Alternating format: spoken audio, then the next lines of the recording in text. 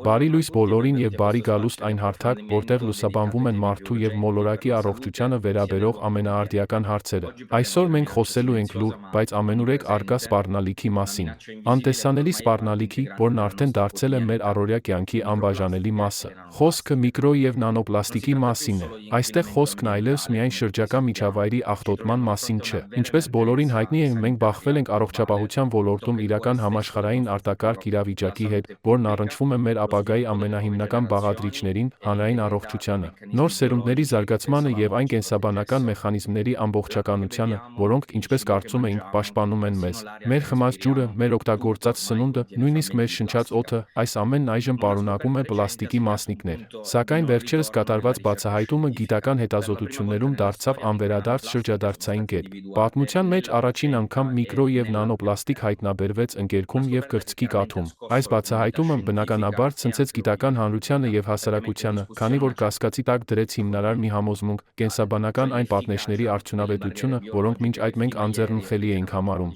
Այսօր մենք պատիվ ունենք ուսումնասիրելու այս թեմաները այն բացահայտման գլխավոր մասնակիցներից մեկի հետ, որի մասին խոսեցինք եւ որը, կարելի է ասել, շրջադարձային կետ դարձավ այս ուղղությամբ ժամանակակից բժշկական հետազոտությունների համար։ Պրոֆեսոր Անտոնիո Ռագուզան վիրաբույժ է, մանկաբարձության եւ գինեկոլոգիայի մասնագետ, առողջապահության նախարարության խորհրդատու, ինչպես նաև շապիկով ծնվածները պլաստիկից Netican Leukemia de Plastica գրքի հեղինակը։ Պրոֆեսոր Ռագուզա, բարի գալուստ եւ շնորհակալություն մեզ միանալու համար։ Շնորհակալություն, շնորհակալ եմ հրավերի համար, որը մեծ հաճույքով ընդունեցի։ Երբ իրականացնում էի այս հետազոտությունները, աշխատում էի որպես Տիբերինա կղզու հիվանդանոցի մանկաբարձության եւ գինեկոլոգիայի բաժանմունքի վարիչ, այժմ Էմիլիայում, Սասուոլո քաղաքի հիվանդանոցում մանկաբարձության եւ գինեկոլոգիայի բաժանմունքի վարիչն եմ։ Ինչպես ձեզ մոտ առաջացավ այս հետազոտությունն իրականացնելու գաղափարը եւ ինչը ձեզ դրդեց դրան։ Ես գտնվում էի Իտալիայի հրաշալի վայրերից մեկում, Սարդինիայում։ Սարդինիայի հարավարևմտյան հատվածում, Սուլչիսում, կա Պիշինաս կոչվող մի վայր, որտեղ գտնվում են հին հանքարդյունաբերական շրջանները։ Սակայն այդ վայրը, այսպես ասած, շատ հեռավոր, շատ հաճելի վայր է, որտեղ 6-ից 7 կիլոմետր տարածության վրա ոչինչ չկա։ Զբոսնելիս մի պահ նկատեցի, որ լողափին ինչ-որ բան է փայլփլում, շատ գունավոր եւ վառ։ Կնոջս հարցրի. «Ինչ է դա»։ Նա փոքր ինչ տարակուսած նայեց ինձ եւ ասաց. «Դա պլաստիկ է»։ Ես ասացի. «Սպասիր, պլաստիկ։ Ինչպես կարող էր պլաստիկն այստեղ հայտնվել, եթե շուրջը 7-ից 8 կիլոմետր տարածության վրա ոչինչ չկա»։ Նա ինձ ավելի մեծ տարակուսանքով նայեց, այնպիսի հայացքով, որից լիակատար զարմանք էր երևում, եւ ասաց. «Չէ՞ որ այն ծովից է եկել»։ Հենց այդ պահին իմ մտքում սկսվեց մի գործընթաց, որն ինձ բերեց այն մտքին, որ եթե պլաստիկը կարող է տարածվել ծովում եւ հասնել նման գեղատեսիլ վայրեր, ապա այն կարող է ներթափանցել նաեւ մոր արգանդ, իսկ դա նշանակում է նաեւ նորածինների օրգանիզմ։ Բնականաբար, դրանից հետո սկսեցի զարգացնել այս ենթադրությունը։ Ես գինեկոլոգ եմ, այսինքն մասնագետ, որն օգնում է երեխաներին լույս աշխարհ գալ։ Այդ պատճառով պլաստիկի մասին գիտեի ճիշտ այնքան, որքան մյուս մարդիկ, մինչև որոշակի պահը։ Սակայն ես սկսեցի կարդալ, ուսումնասիրել եւ կապ հաստատել մի քանի գիտնականների հետ, որոնք իրենց աշխատանքում մանրադիտակներ էին օգտագործում։ Մասնավորապես, մի շատ տաղանդավոր կին պրոֆեսորի հետ, որն աշխատում էր Իտալիայի մյուս ծայրում, Մարկե տարածաշրջանում։ Նա օգտագործում էր Ռամանյան մանրադիտակ։ Դա այնպիսի մանրադիտակ է, որի միջոցով կարելի է ուսումնասիրել հյուսվածքները եւ պարզել, արդյոք դրանցում առկա են պլաստիկի մասնիկներ։ Այժմ պարզության համար մենք դա անվանում ենք պլաստիկ, սակայն, իհարկե, պլաստիկ հասկացությունն ինքնին չափազանց բազմիմաստ է։ Գոյություն ունեն պլաստիկի տասնյակ ու տասնյակ տեսակներ։ Կարելի է ասել, որ դրանք փոքրագույն մասնիկներ են, պոլիմերներ, այսինքն որոշակի նյութերի անվերջ կրկնվող մանր բաղադրիչներ, որոնք մենք մշտապես օգտագործում ենք մեր առօրյա կյանքում։ Մենք ընկերքի նմուշներն ուղարկեցինք պրոֆեսորին, եւ նա հիանալի աշխատանք կատարեց, առաջին անգամ կարողանալով դրանց ներսում հայտնաբերել եւ նույնական նույնականացնել պլաստիկի մասնիկներ։ Ընդհանուր առմամբ դա արվում է պլաստիկն այն նպատակներին ավելի համապատասխան դարձնելու համար, որոնցով նախատեսվում է այն օգտագործել, իսկ պլաստիկի կիրառման եղանակները, կարծում եմ, անսահման բազմազան են։ Ցեմենտից հետո այն աշխարհում երկրորդ ամենատարածված նյութն է, հետևաբար չափազանց լայն կիրառություն ունի։ Մենք դա հայտնաբերեցինք այնտեղ և, ինչպես դուք նշեցիք, 2021 թվականին հրապարակված հոդվածը որոշակի աղմուկ առաջացրեց, քանի որ ընկերքում, հետևաբար նաև մեր երեխաների օրգանիզմում պլաստիկի առկայության մասին միտքը մարդկանց, այսպես ասած, ցնցեց։ Չէ՞ որ ծովերում հայտնաբերվող պլաստիկը նույն պլաստիկն է, որը մենք հայտնաբերում ենք երեխաների օրգանիզմում։ Այսպիսով, առաջանում է փակ շրջան։ Հարկ է անմիջապես նշել, որ մեր արտադրած միլիոնավոր տոննա պլաստիկից վերամշակվում է 10%-ից պակասը, իսկ ավելի քան 90%-ը հայտնվում է շրջակա միջավայրում։ Շրջակա միջավայրում հայտնվելով, պլաստիկը դանդաղորեն տրոհվում է էլ ավելի փոքր մասնիկների։ Դրանք հետագայում վերածվում են չափազանց մանր միկրոպլաստիկի կամ նույնիսկ դրանից էլ փոքր նանոպլաստիկի։ Այս մասնիկները գետերով հասնում են ծովեր, տարածվում օվկիանոսներում, ներթափանցում ձկների օրգանիզմ, որոնք հետո մենք օգտագործում ենք սննդի մեջ և այդպիսով կրկին վերադառնում են մեզ։ Հետևաբար, պլաստիկն անցնում է մի շրջապտույտ, որը ես կանվանեի ոչ թե դրական, այլ կործանարար։ Այդուհանդերձ, դրա 90%-ը հայտնվում է շրջակա միջավայրում։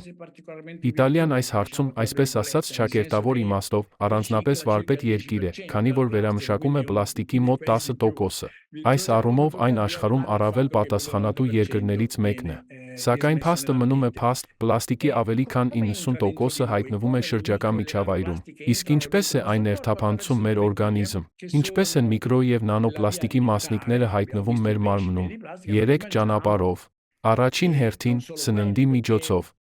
Մենք տեսել ենք պլաստիկով լցված ձկներ, որոնք ուտում ենք, սակայն խոսքը միայն ձկների մասին չէ, քանի որ քանակական առումով պլաստիկի մեր օրգանիզմ ներթափանցելու հիմնական աղբյուրը պլաստիկե շշերն են։ Պլաստիկե շշերը, որոնց մեջ ջուր կամ գազավորված ըմպելիքներ են լցվում, կատարյալ և ողբերգական անհեթեթություն են։ Իհարկե, պլաստիկն ինքնին վատ նյութ չէ։ Այն գործիք է, որի միջոցով կարելի է հրաշալի իրեր ստեղծել։ Հիշենք, օրինակ, պրոթեզները կամ այն մալուխները, որոնց շնորհիվ տանը գերարագ ինտերնետ ենք ունենում։ Ընդհանուր առմամբ, պլաստիկից բազմաթիվ օգտակար իրեր են պատրաստվում, և նման կիրառությունը միանգամայն ընդունելի է։ Սակայն երբ այն օգտագործում ենք այնպիսի անհեթեթ նպատակով, ինչպիսին ջրի շշերն են, ես չեմ սիրում հանքային ջուր արտադրող ընկերություններին, նրանք էլ ինձ չեն սիրում։ Կամ, օրինակ, գազավորված ըմպելիքների դեպքում մենք պլաստիկն օգտագործում ենք 10 րոպե, որից հետո նետում ենք շրջակա միջավայր։ Սա այլ պայմաններում օգտակար նյութի կիրառման անհեթեթ եղանակ է։ Այսպիսով, մենք նշեցինք, որ պլաստիկի մարդու օրգանիզմ ներթափանցելու ուղիներից մեկը մարսողական, աղեստամոքսային համակարգն է։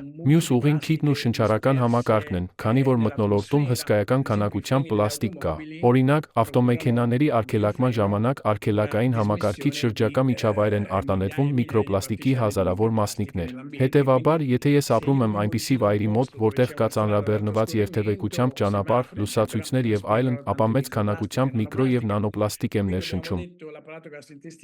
Այսպիսով, մենք խոսեցինք մարսողական համակարգի և շնչառության մասին։ Երրորդ ուղին մաշկն է, այսպես կոչված արագ նորաձևության, fast fashion հագուստի միջոցով։ Արագ նորաձևությունը աշխարհում գոյություն ունեցող ամենասարսափելի աղետներից մեկն է։ Գուցե չգիտեք, բայց կան ընկերություններ, հիմնականում չինական, թեև ոչ միայն չինական, որոնք ունեն ամենամեծ շրջանառությունը։ Նրանք հագուստ են արտադրում, ընդօրինակելով հայտնի դիզայներներին և շրջանցելով արտադրական ամբողջ շղթան։ Նրանք արտադրում են սինթետիկ հագուստ, որն արտաքուստ կատարելապես նմանակում է բնական մանրաթելերը, սակայն ծառայում է առավելագույնը 1 սեզոն, իսկ շատ հաճախ նույնիսկ 1 սեզոնից պակաս։ Այնուհետև այդ հագուստը դեն է նետվում։ Սակայն մինչ այդ մենք այն կրում ենք մեր մարմնի վրա և այդ կերպ մաշկի միջոցով պլաստիկ ենք ներմուծում մեր օրգանիզմ։ Երբ այդ հագուստը նետում ենք շրջակա միջավայր, ավելի վաղ նշված շրջապտույտը դառնում է կործանարար։ Ընդհանուր առմամբ, պլաստիկի ներթափանցման 3 ուղի կա՝ շնչառության, մաշկի և սննդի միջոցով։ Այնուհետև պլաստիկը հայտնվում է արյան շրջանառության մեջ։ Մինչև վերջերս, մոտ 15 տարի առաջ, համարվում էր, որ պլաստիկը իներտ է։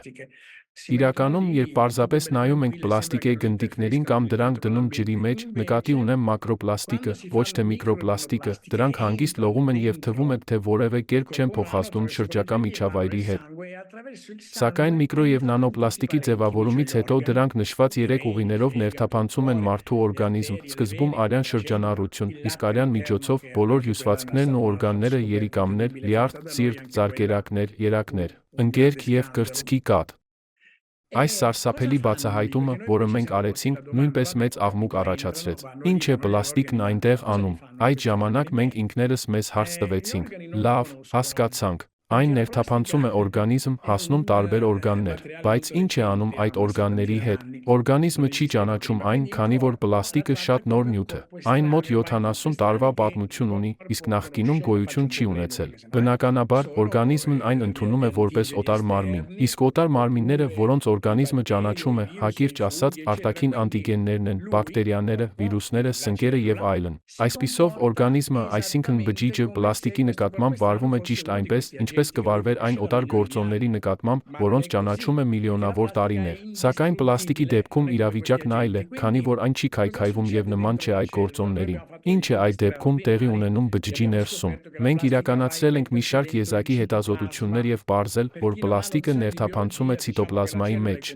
Նրանց համար, ովքեր կենսաբանությանը ծանոթ չեն, պարզաբանենք։ Բջիջը բաղկացած է կորիզից, որտեղ գտնվում է ԴՆԹ-ն, եւ ցիտոպլազմայից։ Պլաստիկը կորիզ չի ներթափանցում, առայժմ մեզ անհայտ պատճառներով։ Ցիտոպլազմայում գտնվում են օրգանելները, փոքր կառուցվածքներ, որոնք ապահովում են բջջի գործունեությունն ու կենսունակությունը։ Պլաստիկը ներթափանցում է ցիտոպլազմա, մնում այնտեղ եւ շրջապատվում բջջաթաղանթին նման թաղանթով։ Այսինքն բջիջը մեկուսացնում է այն ոչնչացնելու նպատակով եւ արտադրում է մի շարք ֆերմենտներ ու նյութեր, որոնք սովորաբար կիրառում է մանրէների, վիրուսների, բակտերիաների եւ անտիգենների ներթափանցման դեպքում։ Սակայն ի տարբերություն այդ բնական տարրերի, պլաստիկը, ինչպես արդեն նշել ենք, հնարավոր չէ ոչնչացնել։ Արդյունքում բջիջը ենթարկվում է քրոնիկական սթրեսի եւ, հետեւաբար, հիվանդանում է։ Ինչ է նշանակում, հիվանդանում է։ Չէ՞ որ այն երեխաները, որոնց մայրերի ընկերքում կամ կրծքի կաթում պլաստիկ էր հայտնաբերվել, ծնվել էին լիովին առողջ։ Այդ դեպքում ինչ է նշանակում, հիվանդանում է։ Դա նշանակում է, որ հիվանդությունը զարգանում է երկարաժամկետ հեռանկարում։ Այսինքն մարդու ընկերքում եւ կրծքի կաթում առկա պլաստիկը, սակայն եկեք սահմանափակվենք ընկերքով, ոչ միայն անմիջական հետևանքներ է առաջացնում, օրինակ, վաղաժամ ծննդաբերություն։ Ցավոք, որքան ավելի շատ պլաստիկ կա ընկերքում, այնքան ավելի հաճախ են երեխաները ծնվում վաղաժամ։ Բացի այդ երեխաների մարմինն ավելի փոքր չափեր է ունենում, քան նրանք, որոնց օրգանիզմում պլաստիկի քանակն ավելի քիչ է։ Սակայն պլաստիկն առաջացնում է նաեւ երկարաժամկետ հետևանքներ։ Այն փոփոխում է էպիգենետիկ մեխանիզմները, ինչի հետևանքով բջջային ծրագրավորումը հանգեցնում է հիվանդությունների, որոնք կարող են դրսևորվել այն ժամանակ, երբ մարդն արդեն չափահաս կլինի, օրինակ 40 կամ 50 տարեկանում։ Այս հիվանդություններն այսօր քայքայում են կամ, ավելի մեղմ ասած, հյուծում մեր աշխարհը։ Խոսքը, այսպես կոչված, ոչ վարակիչ հիվանդությունների մասին է՝ ճարպակալում, ծարկերակային գերճնշում, շաքարային դիաբետ եւ նյութափոխանակային համախտանիշ։ Այն, ինչի մասին խոսում եմ, վաղուց արդեն ապացուցվել է լաբորատոր կենդանիների, այդ թվում կաթնասունների վրա կատարված հետազոտություններով։ Այսինքն պլաստիկը, չնայած կալորիաներ չի պարունակում, հանգեցնում է մարմնի քաշի ավելացման, քանի որ բջջային էներգետիկ փոխանակման գործընթացում փոփոխություններ է առաջացնում։ Մենք տեսել ենք, որ այն ներթափանցում եւ տարածվում է ցիտոպլազմայում։ Այս թեմայով ունենք հետազոտություններ, սկանավորող եւ թափանցող մանրադիտակների միջոցով ստացված տպավորիչ լուսանկարներով։ Դրանցում երևում է, թե ինչպես է պլաստիկը վնասում միտոքոնդրիումները, որոնք արտադրում են բջջի էներգիան, կամ քայքայում է էնդոպլազմային ցանցը, որը բազմաթիվ տարբեր գործառույթներ է իրականացնում։ Այժմ ես դրանք չեմ թվարկի, սակայն ընդհանուր առմամբ դրանք շատ են։ Եվ եթե դա տեղի է ունենում երեխայի կամ պտղի օրգանիզմում, ընկերքում, պտղաջրերում եւ այլն, իսկ այնուհետև շարունակվում է նաեւ կրծքով կերակրման ընթացքում, ապա հանգեցնում է էպիգենետիկ կոչվող փոփոխությունների, ազդելով ԴՆԹ-ի արտահայտման վրա։ Ընդ որում, ԴՆԹ-ն ինքնին մնում է անփոփոխ եւ չի ձևափոխվում։ Մենք տեսել ենք, որ պլաստիկը չի ներթափանցում բջջի կորիզ, սակայն ցիտոպլազմային օրգանելների փոփոխման միջոցով ԴՆԹ-ի արտահայտումը կտրուկ փոխվում է։ Սա լավ ապացուցված է կենդանիների վրա։ Այսինքն պլաստիկի ազդեցության ենթարկված մկների, կապիկների, գերմանամկների եւ այլ կենդանիների մոտ դրսևորվում են ոչ վարակիչ հիվանդություններ, ինչպիսիք են շաքարային դիաբետը, ճարպակալումը, ծարկերակային գերճնշումը եւ այլն, ինչպես նաեւ աուտիզմին նման վարքագիծ։ Մարդկանց դեպքում դա դեռ ապացուցված չէ։ Մենք աշխատում ենք այդ ուղղությամբ, սակայն գիտությունը շատ ժամանակ է պահանջում։ Սա գիտության խնդիրներից մեկն է, բայց միաժամանակ նաեւ որակի երաշխիք։ Հասկանալի է, որ կենդանիների վրա արդյունքներ ստանալն ավելի արագ է տեղի ունենում, որքան էլ դա ցավալի լինի խեղճ կենդանիների համար, քանի որ նրանց վրա հնարավոր է իրականացնել փորձեր, որոնք մարդու վրա կատարել հնարավոր չէ։ Այդ պատճառով ավելի շատ ժամանակ, համբերություն եւ կարողություններ են անհրաժեշտ։ Սակայն ես հավատում եմ, որ շուտով այն, ինչ մենք դիտարկել ենք կենդանիների մոտ, կապացուցվի նաեւ մարդկանց դեպքում։ Մարդը չի տարբերվում մյուս կենդանիներից։ Նա պարզապես որոշ առումներով փոքր-ինչ ավելի բարդ է, եւ նույնիսկ մի փոքր ավելի չար։ Լավ, շատ շնորհակալություն բացատրության համար։ Այն շատ համապարփակ էր։ Դուք արդեն բացատրեցիք, թե ինչպես են միկրո եւ նանոպլաստիկն ազդում բջիջների վրա, սակայն կցանկանայի հստակեցնել, արդյոք այս ոլորտում կան տվյալներ այն մասին, թե այդ մեխանիզմներն ինչպես են ազդում սաղմնային զարգացման վրա եւ ինչ հնարավոր հետևանքներ կարող են առաջանալ նման ազդեցության հետևանքով։ Ինչպես արդեն նշեցինք, կան որոշ հետազոտություններ։ Իհարկե, դրանք դեռ շատ չեն, սակայն գրախոսվող գիտական գրականության մեջ հրապարակվել են մի քանի աշխատանքներ, բավական հեղինակավոր, ազդեցության բարձր գործակից ունեցող ամսագրերում։ Դրանք ցույց են տալիս, որ որքան շատ պլաստիկ է առկա ընկերքում, այնքան ավելի հաճախ են երեխաները ծնվում վաղաժամ։ Պետք է հաշվի առնել, որ վաղաժամ ծնունդն այսօր մարդկության առջև ծառացած գլխավոր խնդիրներից մեկն է։ Իտալիայում երեխաների մոտավորապես 7%-ն է ծնվում վաղաժամ, իսկ ԱՄՆ-ում, որի առողջապահական համակարգն ավելի պակաս արդյունավետ է, քան Իտալիայինը, այդ ցուցանիշը կազմում է 12%։ Հետևաբար, այս թվի աճը մարդկության համար հանգեցնում է ողբերգական եւ զգալի կորուստների, բնականաբար կենսաբանական, ընտանիքների եւ բոլորի համար, ինչպես նաեւ տնտեսական նրանց համար, ովքեր կարևորում են ֆինանսական կողմը։ Մենք արդեն ունենք որոշ ապացույցներ, որ պլաստիկը մարդկանց մոտ կարող է նման հետևանքներ առաջացնել։ Նույնիսկ այն երեխաները, որոնք ծնվում են ավելի փոքր չափերով, այսինքն վարակված երեխաները։ Ես օգտագործում եմ վարակված եզրույթը, քանի որ պլաստիկը վնասակար գործոն է։ Խոսքը հիմնականում երեխաների մասին է։ Գիտական հոդվածներից մեկում, որը մեծ արձագանք ստացավ եւ լայնորեն մեջբերվեց, մենք նրանց անվանեցինք Cyborg Baby, այսինքն կիբորգ երեխաներ, քանի որ նրանք կազմված են ինչպես օրգանական, այնպես էլ ոչ օրգանական նյութերից, օրինակ պլաստիկից։ Այս երեխաներն ավելի փոքրամարմին են լինում եւ որպես կանոն նրանց ուղեղն էլ ավելի փոքր է լինում, քան սովորական երեխաներինը։ Նրանցից միայն քչերի օրգանիզմում է պլաստիկի ավելի քիչ կուտակում արձանագրվում, քանի որ այն ամենուր է։ Այս առումով կարևոր են մայրերի սովորությունները։ Դրանք կարևոր են ոչ այն պատճառով, որ առանձին մարդկանց վարքագիծը կարող է լուծել պլաստիկի խնդիրը։ Իհարկե, դա այդպես չէ։ Այնուամենայնիվ, ձեր երեխայի համար կարևոր է, որ դուք ջուր չխմեք պլաստիկե շշերից, պլաստիկե շշերով գազավորված ըմպելիքներ չօգտագործեք, պլաստիկ փաթեթավորմամբ սննդամթերք չգնեք եւ հնարավորինս հազվադեպ, միայն անհրաժեշտության դեպքում, դրսից սնունդ պատվիրեք։ Տարբեր պատճառներով տուն առաքվող սնունդը շատ ավելի մեծ քանակությամբ պլաստիկ է պարունակում, քան մյուս սնունդը։ Պետք չէ օգտագործել նաև պլաստիկե տոպրակներ, իսկ օգտագործելու դեպքում միայն այնպիսիք, որոնք կարելի է հարյուրավոր անգամներ կրկին օգտագործել։ Սակայն ավելի լավ է կտորե պայուսակներ օգտագործել։ Նաև չպետք է սինթետիկ գործվածքներից հագուստ գնել։ Ես հասկանում եմ, որ դա բոլորին հասանելի չէ։ Աշխարհում ոչ բոլորը կարող են բրդից, բամբակից կամ մետաքսից պատրաստված հագուստ գնել։ Սա լուրջ խնդիր է։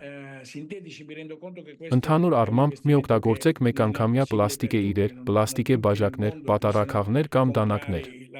Մի օգտագործեք նաև կենսաքայքայվող նյութերի անվան տակ ներկայացվող այդ խաբկանքները։ Չէ՞ որ կենսաքայքայվող նյութերը, ինչպես հուշում է դրանց անվանումը, քայքայվում են միայն այն դեպքում, երբ տեղադրվում են դրանց քայքայմանը նպաստող հատուկ միջավայրում։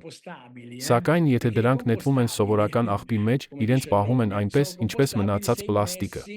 Հետևաբար, սա մեկանգամյա օգտագործման արտադրանքի խնդիրը շրջանցելու համար նախատեսված խաբկանք է։ Այսպիսով, հղի կնոջ ձեր սովորությունները որոշակիորեն կարող են ազդել ապագա երեխային փոխանցվող պլաստիկի քանակի վրա։ Իհարկե, կրկին նշեմ, որ առանձին մարդկանց սովորությունները, թեև կարող են լավ օրինակ ծառայել բոլորի համար, չեն լուծի պլաստիկի խնդիրը, քանի որ դա տնտեսական և քաղաքական խնդիր է։ Ես տնտեսական և քաղաքական բառերն այս հերթականությամբ ասացի, որովհետև այսօր տնտեսությունը շատ ավելի կարևոր է, քան քաղաքականությունը, որը գործնականում այլևս գոյություն չունի և ամբողջությամբ ենթարկվում է տնտեսությանը։ Միայն պատկերացրեք։ Հնարավոր է, դուք դա գիտեք, քանի որ զբաղվում եք այս թեմայով։ Պլաստիկը նավթամթերք է։ Աշխարհում արտադրվող ամբողջ պլաստիկի 60%-ն արտադրվում է 24-ից պակաս ընկերությունների կողմից։ Այսպիսով, աշխարհում տեղի է ունենում հետևյալը. մի քանի ընկերություններ, հիմնականում չինական և ամերիկյան, միլիարդավոր դոլարներ են վաստակում։ Ես շահույթի դեմ ոչինչ չունեմ, դա հրաշալի է, սակայն երբ այն ստացվում է ամբողջ մարդկության հաշվին, դա արդեն լավ չէ։ Կան արդյոք լուծումներ։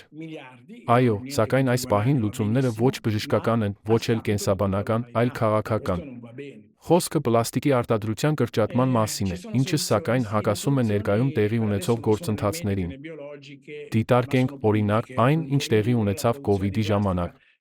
Քանի որ այդ շրջանում մարդկանց տեղաշարժը սահմանափակված էր, իսկ նավթը հիմնականում օգտագործվում է տրանսպորտի համար, որի երթևեկությունը կտրուկ նվազել էր, արտադրողները վերակողմնորոշվեցին դեպի առաջնային պլաստիկի արտադրություն։ Դրա արտադրությունը կտրուկ աճեց, և նրանք սկսեցին էլ ավելի շատ վաստակել։ Այսպիսով, կարելի է ասել, որ ներկայում աշխարհը սխալ ուղղությամբ է շարժվում։ Ինչ վերաբերում է պլաստիկին, ապա ինձ նման տարեց մարդու համար այն այնքան էլ մեծ նշանակություն չունի։ Հույս ունեմ դեռ երկար կապրեմ, սակայն դժվար թե դա 20 տարուց ավելի լինի։ Իսկ ձեր սերնդի մարդկանց համար սա հսկայական խնդիր է։ Դա ինձ փոքր ինչ զայրացնում է։ Երբ համալսարանում դասախոսություններ էի կարդում և խոսում այս թեմաների մասին, ուսանողներս ասում էին. «Այո, լավ, պրոֆեսոր, բայց այսպիսի աշխարհը մեզ թողել է հենց ձեր սերունդը»։ Եվ ես չէի կարող չընդունել։ Այո, դա ճշմարտություն է։ Սակայն, ամեն դեպքում, այժմ այս խնդիրը ձերն է։ Հետևաբար, ուզեք թե չուզեք, պետք է պատասխանատվությունը ստանձնեք և պայքարեք քաղաքական լուծման համար։ Դա նշանակում է ընտրել այնպիսի քաղաքական գործիչների, որոնք հետաքրքրված են այս թեմայով,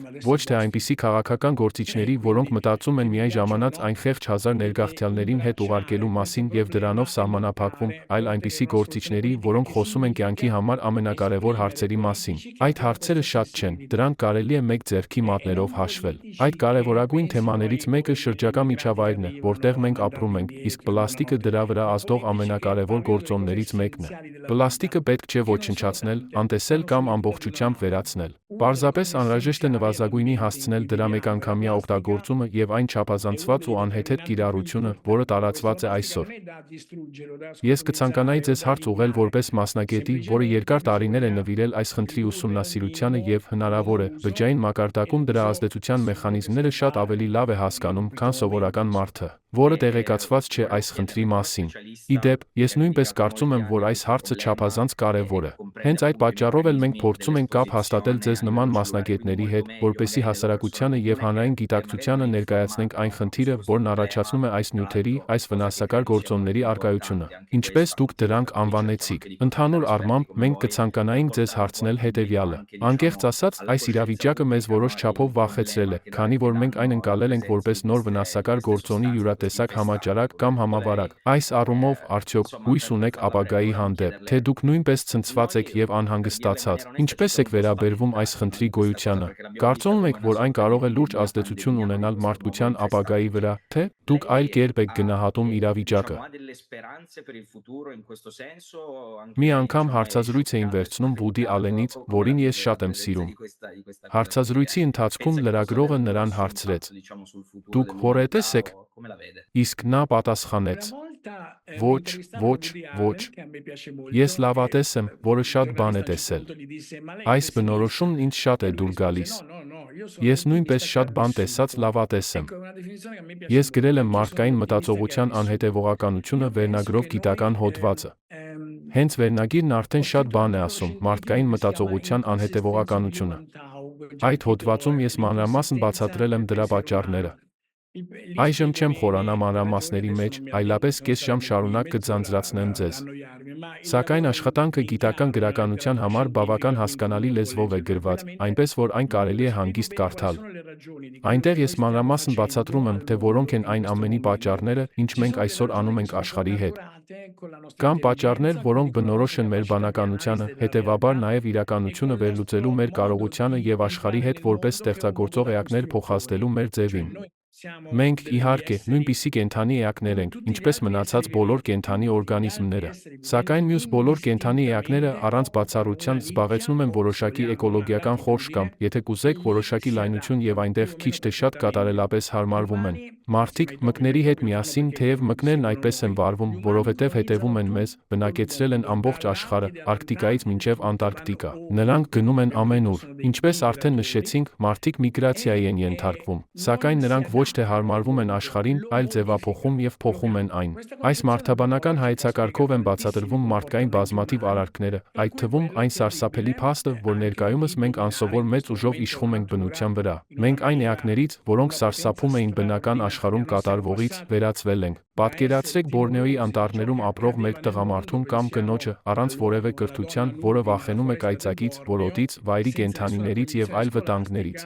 Պատկերացրեք այդ սարսափելի և ահաբեկող բնության հանդեպ ունեցած վախը։ Ընդամենը մի քանի դարի ընթացքում մենք այդ վիճակից հասել ենք նրան, որ ինքներս ենք դարձել բնության համար սպառնալիք էակներ, որոնք ունակ են ամբողջությամբ ոչնչացնել այն։ Սակայն սրա մեջ նաև դրական կողմ կա, այնպես չէ։ Դա նշանակում է, որ մենք սովորել ենք և կատարելապես յուրացրել որոշակի մեխանիզմներ, այսինքն ստեղծել և կիրառել ենք տեխնոլոգիաներ։ Գերմանացի հայտնի փիլիսոփա Հայդեգերը, որը, թեև այնքան էլ հաճելի անձնավորություն չէր, անկասկած շատ խելացի էր։ Չէ՞ որ մարդը կարող է խելացի լինել և միաժամանակ անպատիվ։ Բանականությունը բարության կամ պարկեշտության երաշխիք չէ։ Այսպիսով, Հայդեգերը շատ ճիշտ էր ասում, որ տեխնոլոգիան է տիրապետում մարդուն, այլ ոչ թե մարդը տեխնոլոգիային։ Երբ մենք աշխարհում ներդնում ենք որևէ տեխնոլոգիա, լինի դա ատոմային ռումբ, ուլտրաձայնային հետազոտության սարք, համակարգչային տոմոգրաֆիա կամ պլաստիկ վիրաբուժություն, այնուհետև այդ տեխնոլոգիան շարունակում է գոյություն ունենալ և սկսում է իշխել ձեզ վրա, ոչ թե դուք դրա վրա։ Սակայն մենք ունենք ուղեղ, որն ունակ է արմատապես փոխելու մոլորակը։ Ինչպես արդեն ասացի, ես հաճույքով հետ կվերադառնայի, սակայն դա անհնար է։ Եթե ձեզ հաջողվի փոխել ինքներդ ձեզ, այսինքն ինչպես անգլերեն են ասում, բառացիորեն փոխել ձեր ուղեղը, քանի որ մշակույթն ազդում է ուղեղի վրա, եթե դուք կամ ձեր սերունդը կարողանաք փոխել տեխնոլոգիական աշխարհի նկատմամբ մոտեցումը, ապա հենց այն տեխնոլոգիաները, որոնք ներկայում մեզ համար դժվարություններ են ստեղծում, կօգնեն գտնել լուծումները։ Ես դրանում համոզված եմ։ Ձեզանից է կախված, արդյոք կկարողանաք տեխնոլոգիան ճիշտ օգտագործել։ Այո, այդպես է։ Ի վերջո, հարցը միշտ այն է, թե ինչ մտադրություն է կանգնած դրա հետևում, այնպես չէ։ Ինձ թվում է, որ քանի դեռ գլխավոր նպատակը առավելագույն շահույթ ստանալն է, այս հավասարման մեջ երբեք տեղ չի գտնվի այն բանի համար, ինչն իրականում շրջակա միջավայրի առողջությունն է։ Այս ամենը դիտարկվում է այնպիսի տեսանկյունից, որը, ցավոք, գրեթե հաշվի չի առնում այդ գործոնները։ Անհրաժեշտ է ստեղծել յուրատեսակ պատնեշ։ Սակայն, ինչպես դուք ճիշտ նկատեցիք, հարցն այնքան էլ բանականության կամ մտավոր կարողությունների մեջ չէ, ոչ էլ միայն այն բանում, որ մենք պետք է գիտակցենք դա։ Հարցն ավելի շատ հենց մտադրության, գրեթե հիմնարար արժեքի մեջ է ասելու. եկեք պահպանենք սա։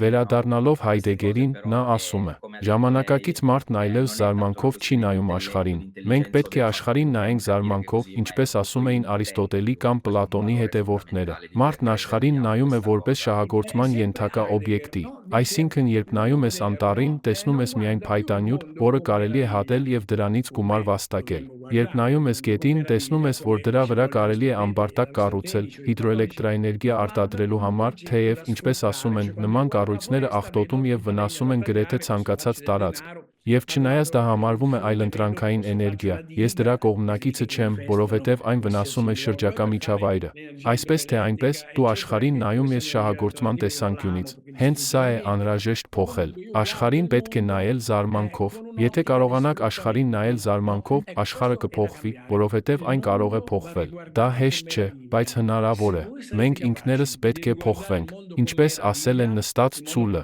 երբ հատենք վերջին ծառը և չորացնենք վերջին գետը, կհասկանանք, որ փողը հնարավոր չէ ուտել։ Հուսով եմ, դա ավելի շուտ կհասկանանք։ Ճիշտ է։